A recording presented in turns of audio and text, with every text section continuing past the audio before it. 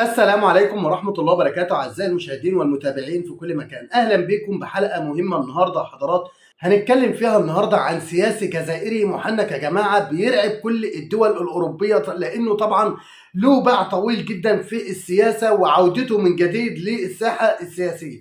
فهنشوف يا حضرات مذيع في قناة الجزيرة اتكلم عنه وقال ايه وبيشيد بدوره وبأدائه السياسي في المنطقة العربية والأوروبية. بس طبعا يا جماعة وهسيب التعليقات لحضراتكم على الفيديو ده، بس ما تنسوش دعمكم باللايك والاشتراك في القناة، ويلا بينا نشاهد الفيديو.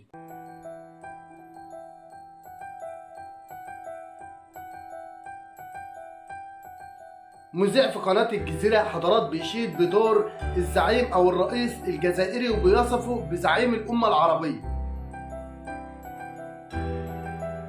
طبعا بيشيد بتصريحات رئيس الجمهورية عبد المجيد تبون في الازمة الاخيرة لاخواتنا الفلسطينيين، لانه طبعا اربك حسابات الجميع لما دافع فيها عن الفلسطينيين. مؤكد طبعا ان هم اصحاب حق. الفلسطينيين عمرهم ولا كانوا ارهابيين، الفلسطينيين ما همش ارهابيين.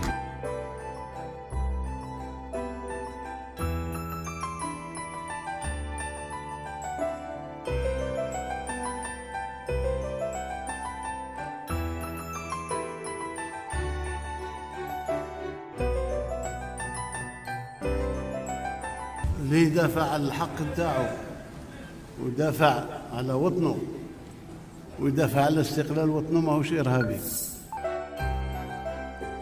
طبعا يا جماعة الكلمة دي أربكت حسابات كتير من الدول وخلت دول كتير اتحركت اتجاه إخواتنا الفلسطينيين، سواء كان طبعا بالمساعدات المادية أو مساعدات الغذائية والأدوية والكلام ده. لكن الكلمة نفسها أصلا بتاعة الرئيس الجزائري عبد المجيد تبون، طبعا الكلمة دي كبيرة ووزنها كبير، حركت الدول الأوروبية، وفي دول أوروبية بالفعل طبعا تضامنت مع إخواتنا الفلسطينيين، وأكيد كلكم متابعين وعارفين الأحداث اللي بتحصل. لكن طبعا الرئيس الجزائري بشهادة الحق بتاعته ديت وكلمته اللي هزت الجميع في زمن فيه يا جماعة ما فيش فيه حد بيتحرك ولا حد بيتكلم غير إن الجزائر هي اللي عمالة تتكلم. وطبعا كلنا شايفين الأحداث اللي بتحصل، فهسيب الحكم لحضراتكم في التعليقات.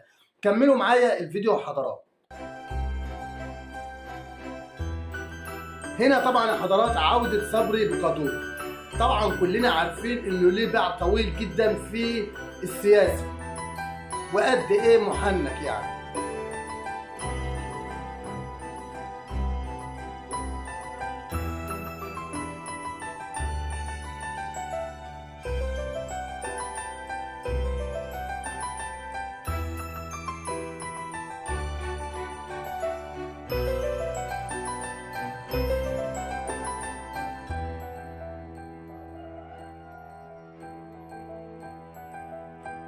We are delighted by this resolution.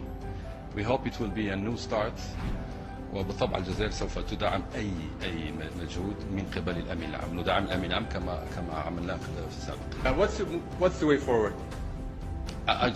I just said in Arabic, so now it's up to the Secretary General. Now it has the strong backing of the Security Council. Là, si vous parlez mon rôle, c'est de faire la paix dans cette région, dans notre région. C'est la nôtre. En appuyant le secrétaire général dans ses efforts. Por favor, tú tienes la palabra. Gracias, Arantxa. Me alegra mucho encontrarme hoy en Madrid por primera vez en mi calidad de ministro de Asuntos Exteriores de Argelia. The government, especially Heiko Maas, for organizing this meeting. Joseph, how are you? How are you? So,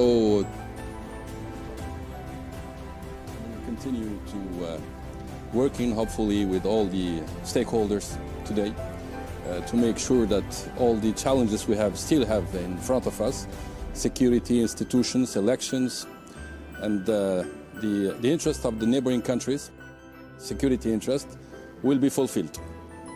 Thank you. السلام عليكم. شاهدوا ماذا قال الإعلام التونسي عن الجزائر. تابعوا معنا هذا الفيديو. طبعا يا جماعة بعد عودة الوحش الدبلوماسي الجزائري صبري بقدوم وتعيينه في منصب مهم جدا طبعا في الجزائر، وسفير والمفوض الرسمي للجزائر لدى الأمم المتحدة. هنشوف تغيرات جديدة هتحصل في الأحداث السياسية في الفترة القادمة، وانتظروا مني فعلا كلامي وأكد على كلامي دوت. الفترة الجاية هتشوف صبري بقدوم هيرجع تاني يتكلم كالعادة يا جماعة ويثبت شجاعته قدام العالم كله، لأن كلنا عارفين إن هو راجل قلبه جامد زي الأسد، ما بيهموش أي حد في تصريحاته، ودايما مدافع ومناهض لإخواتنا الفلسطينيين وبيدافع عن الأمة العربية كلها. فكملوا معايا حضرات الفيديو ونشوف الإعلام اتكلم وقال عليه إيه. كملوا معايا. وباش نبدأ بالجزائر، الجارة الجزائر. سيد العميد ثم معز وفخري. الجزائر من الأول موقفها واضح، وإن كان خف شوي الصوت مسموع، لكن أنا سمعت مندوب الجزائر. تونس، موقف تونس بالضبط.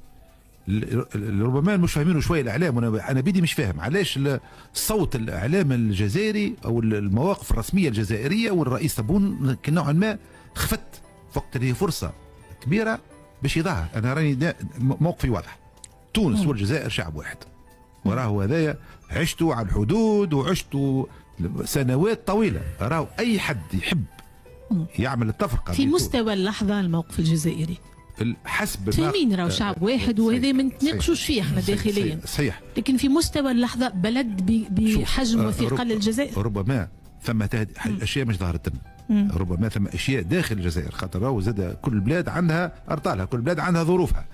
اللي نعرفه انا عديد المرات وعديد المهام مع الجيش الجزائري ومع راهو بلاد واحده وموقف واحد ورأي واحد. يعني انا نعرفهم شخصيا. الحاجه الوحيده الحقيقه ما فهمتهاش علاش خفت نوعا ما في الوقت اللي حشنا به الصوت العالي، حشنا به تو. مع الحقيقه سماح ما عنديش تفسير، وقلت لك كل بلاد ادرى بشعابها، كل معنى اهل مكه ادرى بشعابها، هم يعرفوا.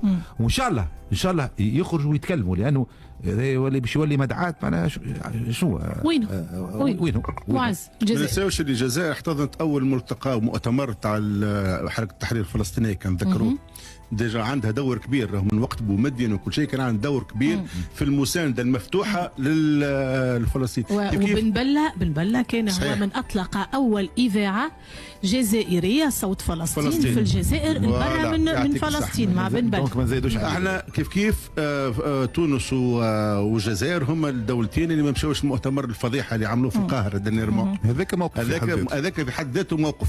اما كيف زاد راي تو الجزائر قاعده تمر بتحول استراتيجي كبير.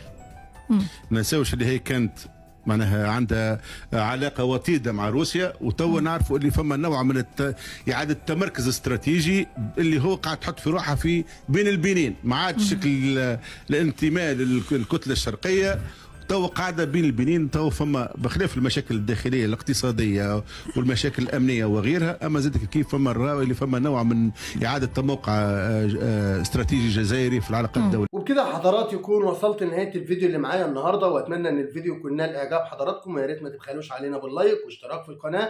والسلام عليكم ورحمه الله وبركاته.